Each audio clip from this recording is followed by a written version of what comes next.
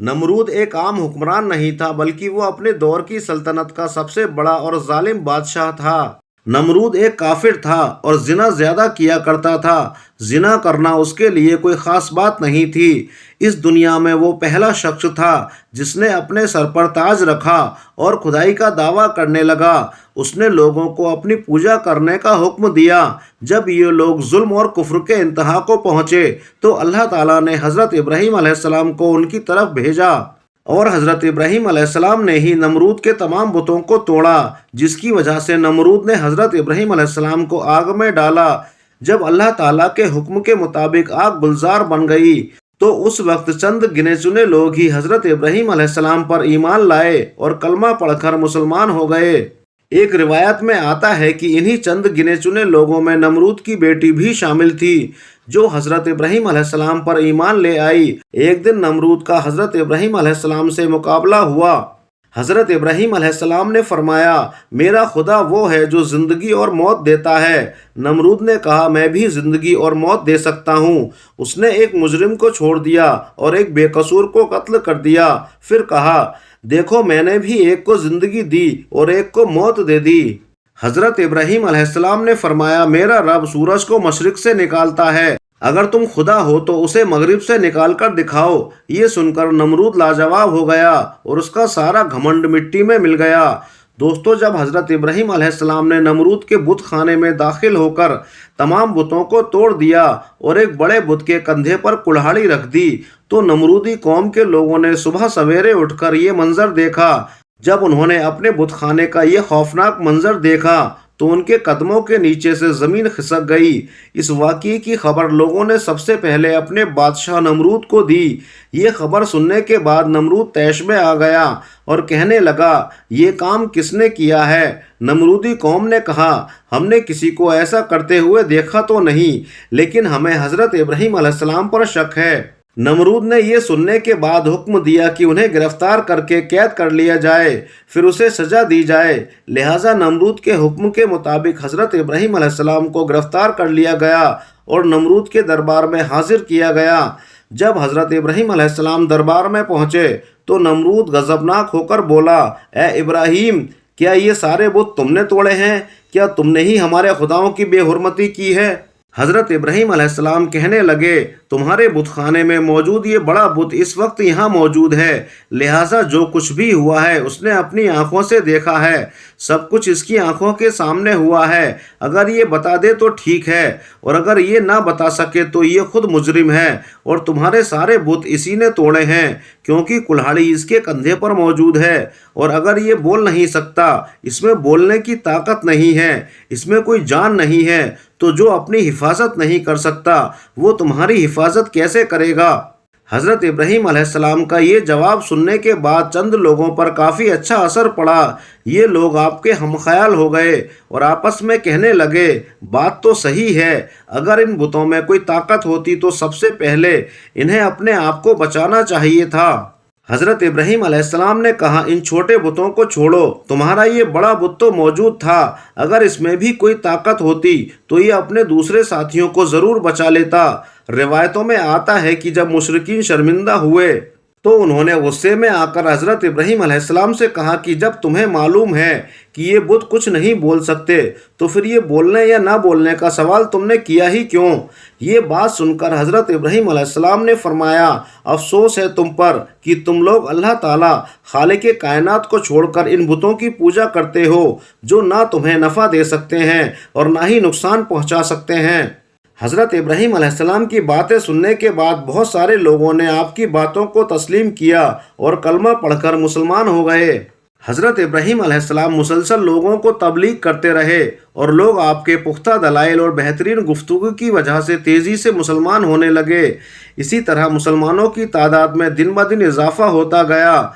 जब नमरूद को हज़रत इब्राहीम अलैहिस्सलाम की तबलीग का चर्चा सुनाई देने लगा तो उसने यह ख्याल किया कि अगर इसी तरह मुसलमानों की तादाद में इजाफा होता गया तो मेरी सल्तनत खतरे में पड़ जाएगी। लिहाजा उसने अपने आप को बचाने की खातिर हज़रत इब्राहीम अलैहिस्सलाम को गिरफ्तार करने का हुक्म दिया। नमरूद के हुक्म के मुताबिक हज़रत इब्राहीम अलैहिस्सलाम को गिरफ्तार करके कैद खाने में डाल दिया गया। کہا جاتا ہے کہ نمرود نے حضرت ابراہیم علیہ السلام کو آگ سے جلتے ہوئے لوہے کے تندور میں بند کروا دیا۔ کافی دیر کے بعد جب حضرت ابراہیم علیہ السلام کو باہر نکالا گیا تو آپ کو کسی قسم کا کوئی نقصان نہ ہوا تھا۔ نمرود نے یہ حکم دیا کہ انہیں قید خانے میں قید کر دیا جائے اور انہیں ختم کرنے کے لیے کوئی اور خاص حل تلاش کیا جائے۔ چنانچہ حضرت ابراہیم علیہ السلام کو ایک روایت کے مطابق 40 دن اور دوسری ایک روایت کے مطابق 7 سال تک جیل میں بند رکھا گیا۔ اور پھر ایک دن ایسا آیا کہ نمرود نے حضرت ابراہیم علیہ السلام کو آگ میں جلانے کا فیصلہ کر لیا۔ ایک روایت کے مطابق نمرود نے مقام کوثا جو کہ کوفے میں واقع ہے وہاں پر ایک عظیم 4 دیواری تیار کروائی جس کی بلندی 700 گز تھی۔ جب یہ 4 دیواری مکمل ہوئی تو نمرود نے حکم دیا کہ اسے لکڑیوں سے بھر دیا جائے۔ یہ 4 دیواری اتنی بڑی تھی کہ اسے 1 مہینے کے اندر لکڑیوں سے بھر دیا گیا، اور جب اس میں آگ جلائی گئی تو آگ کی شدت اس قدر زیادہ تھی کہ اس کے شعلے آسمانوں کو چھو رہے تھے۔ کوئی پرندہ فضا میں اس آگ کے اوپر سے نہیں گزر سکتا تھا۔ ایک روایت کے مطابق یہ آگ 4 سالوں تک جلتی رہی۔ آگ کو تو پوری طرح سے بھڑکا دیا گیا، لیکن ایک مسئلہ تھا کہ کوئی ایسا راستہ موجود نہ تھا جس کے ذریعے حضرت ابراہیم علیہ السلام کو آگ میں ڈالا جائے، کیونکہ آگ اس قدر بھڑک رہی تھی کہ کوئی بھی اس کے قریب نہیں جا سکتا تھا۔ لوگ اسی سوچ میں تھے کہ حضرت ابراہیم علیہ السلام کو کس طرح آگ میں ڈالا جائے، جب شیطان نے ان کو گلیل جیسی ایک بڑی مشین بنانے کا مشورہ دیا اور گلیل جیسی مشین بنانے کا طریقہ بھی بتا دیا۔ جب مشین پوری طرح سے تیار ہو گئی تو پہلے انہوں نے ایک بڑا پتھر رکھ کر اسے پھینکا تاکہ تجربہ کیا جا سکے کہ مشین صحیح کام کر رہی ہے یا نہیں، اور جب مشین کا تجربہ پورا ہو گیا تب حضرت ابراہیم علیہ السلام کے ہاتھ پیر باندھ دیے گئے، ان کے گلے میں توق آہن لوہے کی زنجیر ڈال دی گئی۔ حیات القلوان میں صفحہ نمبر 90 پر فرمایا کہ جب ابراہیم علیہ السلام کے ہاتھ پیر باندھ کر انہیں مشین میں رکھا گیا تو ان کا چاچا آزر جو کہ حکومت نمرود کا وزیر تھا حضرت ابراہیم علیہ السلام کے پاس آیا۔ اس نے آپ کے چہرے مبارک پر ایک زوردار تماچا مارا اور تماچا مارنے کے بعد کہنے لگا، اب بھی وقت ہے، اپنی ان حرکتوں سے باز آ جاؤ اور نمرود کی خدائی کو تسلیم کر لو۔ حضرت ابراہیم علیہ السلام نے نہایت جلال سے جواب دیا، جو خدا ہے خدائی تو اسی کی تسلیم کی جائے گی، یہ نہ خدا ہے اور نہ ہی اس کی خدائی تسلیم کی جائے گی، اور انہیں مشین میں رکھ کر آگ میں پھینک دیا گیا۔ ایک روایت میں آتا ہے کہ جب ابراہیم علیہ السلام کو آگ میں پھینکا گیا تو آسمان کے تمام معزز فرشتے اللہ تعالیٰ کی بارگاہ میں حاضر ہوئے اور عرض کرنے لگے کہ اے ہمارے مالک، زمین پر ایک ابراہیم ہی تو ہے جو تیرے وحدانیت کی تبلیغ کر رہے ہیں، اور آج انہیں آگ میں جھونکا جاتا ہے۔ اے ہمارے مالک، تو ہمیں ان کو بچانے کے لیے حکم دے۔ لیکن خدا تعالیٰ کی طرف سے حکم آیا، جاؤ، اگر ابراہیم تمہاری مدد قبول کرے تو ان کی خوب مدد کرو۔ چنانچہ یہ فرشتے فوراً زمین پر اترے اور حضرت ابراہیم علیہ السلام کے پاس پہنچے تاکہ ان کی مدد کر سکیں، مگر حضرت ابراہیم علیہ السلام نے انکار کر دیا۔ اس کے بعد وہ فرشتے آئے جو ہوا اور آگ پر متعین تھے۔ سب سے پہلے ہوا پر متعین فرشتہ آگے بڑھا اور عرض کرنے لگا کہ اے ابراہیم، اگر آپ اجازت دیں تو میں تیز آندھی کے ذریعے اس آگ کو بجھا سکتا ہوں۔ لیکن حضرت ابراہیم علیہ السلام نے جواب دیا، میں اس وقت امتحان میں ہوں، مجھے تمہاری کوئی مدد نہیں چاہیے۔ پھر پانی پر متعین فرشتہ آیا اور نہایت عاجزی سے عرض کرنے لگا کہ اگر آپ چاہیں تو میں بارش برسا کر اس آگ کو بجھا سکتا ہوں۔ لیکن حضرت ابراہیم علیہ السلام نے فرمایا، مجھے کوئی ضرورت نہیں۔ الغرض جب حضرت ابراہیم علیہ السلام کو آگ میں پھینکا گیا اور آپ آگ کی طرف تیزی سے جا رہے تھے تو اچانک حضرت جبرائیل علیہ السلام حاضر ہوئے اور آپ کا استقبال کرتے ہوئے عرض کرنے لگے، اے ابراہیم، کیا آپ کو کسی چیز کی ضرورت ہے؟ حضرت ابراہیم علیہ السلام نے فرمایا، بالکل ضرورت ہے، مگر تم سے نہیں۔ حضرت جبرائیل علیہ السلام نے کہا، اچھا ٹھیک ہے، تو پھر آپ اپنے مالک کی طرف رجوع کر لیں اور سوال کریں۔ حضرت ابراہیم علیہ السلام نے مسکرا کر فرمایا، سوال کی کوئی ضرورت نہیں، اللہ تعالیٰ کی ذات کو میرا حال معلوم ہونا ہی کافی ہے۔ مختصر یہ ہے کہ حضرت ابراہیم علیہ السلام دہکتی ہوئی آگ میں جا کر گرے۔ اللہ تعالیٰ نے آگ کو حکم دیا کہ اے آگ، تو ابراہیم پر ٹھنڈی اور سلامتی والی ہو جا۔ چنانچہ یہ آگ اللہ کے حکم سے ٹھنڈی اور سلامتی والی ہو گئی اور گلزار بن گئی۔ روایت کے مطابق فرشتوں نے حضرت ابراہیم علیہ السلام کو زمین پر بٹھایا اور ان کے آس پاس گلاب اور نرگس کے پھول کھل گئے۔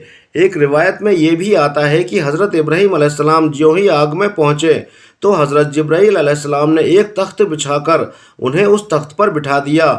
ان کے اس تخت پر بیٹھتے ہی ایک چشمہ جاری ہو گیا۔ اور ایک روایت میں یہ بھی آتا ہے کہ لکڑیوں کے جو حصے جلنے سے رہ گئے تھے حضرت جبرائیل علیہ السلام نے انہیں زمین میں نصب کر دیا اور ان سے پھلوں کے خوبصورت پودے اگے جن پر خوبصورت پھل لگے ہوئے تھے۔ حضرت ابراہیم علیہ السلام آگ کے اندر پھولوں پر بیٹھ کر اللہ تعالیٰ کو یاد کر رہے تھے۔ اسی دوران جب نمرود نے آپ کی حالت دیکھنے کے لیے ایک بڑے مینار پر چڑھ کر دیکھا تو حیران اور پریشان ہو گیا۔ نمرود دیکھتا ہے کہ حضرت ابراہیم علیہ السلام آگ کے اندر تخت پر بیٹھے ہیں۔ نمرود نے یہ سوچ رکھا تھا کہ حضرت ابراہیم علیہ السلام اس آگ میں جل کر تباہ ہو گئے ہوں گے، لہٰذا نمرود کا یہ خیال ہی رہا اور ایسا کچھ بھی نہیں ہوا۔ چنانچہ یہ سب کچھ دیکھ کر نمرود کو یہ خطرہ ہوا کہ اگر ابراہیم علیہ السلام اس آگ سے بھی زندہ باہر نکل آئے تو میری خدائی کے لیے اور بھی بڑا خطرہ ثابت ہوں گے۔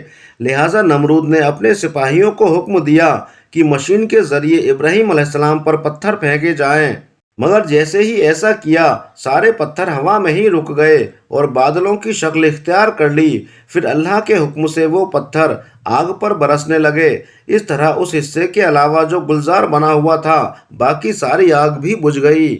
لیکن اللہ کا عذاب ابھی باقی تھا۔ نمرود جو اپنی طاقت پر فخر کرتا تھا اس پر اللہ نے ایک ایسی مخلوق مسلط کر دی جو انسان کی نظر میں بالکل بے قیمت تھی، ایک چھوٹا سا مچھر۔ یہ مچھر نمرود کی ناک یا کان کے راستے اس کے دماغ تک پہنچ گیا۔ اس کا سر اتنی شدت سے دکھنے لگا کہ وہ ہر وقت چیختا رہتا۔ حالت یہ ہو گئی کہ اس کے اپنے سپاہی اس کے سر پر ہتھوڑے مارتے تاکہ درد کم ہو سکے۔ دن گزر گئے، مہینے گزر گئے، لیکن عذاب کم نہ ہوا بلکہ بڑھتا گیا۔ آخر کار اسی تکلیف میں وہ تباہ ہو گیا اور اللہ نے اس کے غرور کو مٹی میں ملا دیا۔ یہ عذاب صرف نمرود کے لیے ہی نہیں تھا بلکہ ہر اس شخص کے لیے ایک عبرت ہے جو اپنی طاقت اور دولت پر فخر کرتا ہے اور اللہ کی قدرت کو بھول جاتا ہے۔ اللہ نے ثابت کر دیا کہ طاقت کسی بھی انسان کو خدا نہیں بنا سکتی۔